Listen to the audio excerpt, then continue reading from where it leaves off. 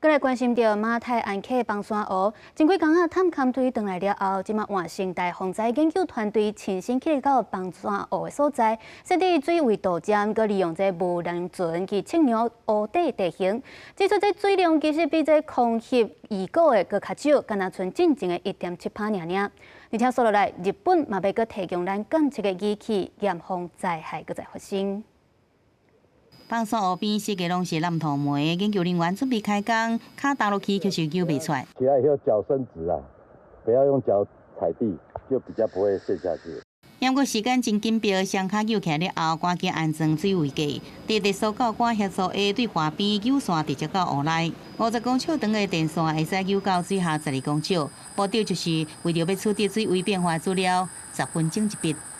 大体冲刷流量变大了，那这时候水位会很快的下降。那我们也可以透过这个即时资料去通知下游的居民，要及时做一些垂直避难。发觉变化照到及时来有劲，研究团队更加出动无人船测量湖底地形，经由900个测量点掌握崩山湖极大真严重，湖底敢若像碗同款，上深是20公尺。流入去的所在比溢流出来所在较深，经过计算，脱水量敢若剩155万吨，是空气机推估580万吨的1/4，差不多27%，更加敢若剩溢流出来进前的1.7%。差异很大，因为当时在形成堰塞湖之后，那其实它的水下地形其实就有一些改变，水量如果大幅的变少的话，也是一个大家对这个未来灾害的一个评估一个很重要的指标。这摆承担团队找到地空军总队协助下，甲人员甲设备吊挂，降到湖区，再赶紧来计算结果。尽管伫湖区作业时间是爱真紧，游玩时赶紧作业，摕到重要的资料。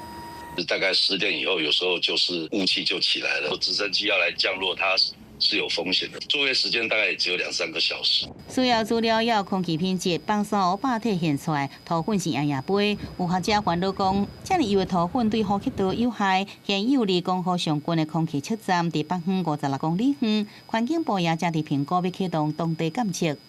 下周开始，是不是可运用这个空气盒子比较简易型的检测器，来了解当地的空气品质变化？正考虑崩山湖边坡可能崩落来，下游土沙积载严重，所以讲维持红色警戒。也若生态防灾中心最年来甲日本方面交流，日本也提供导入式水位观测图表，预计下礼拜到台湾，确保好水位的监测有详细的保障。记者综合报道。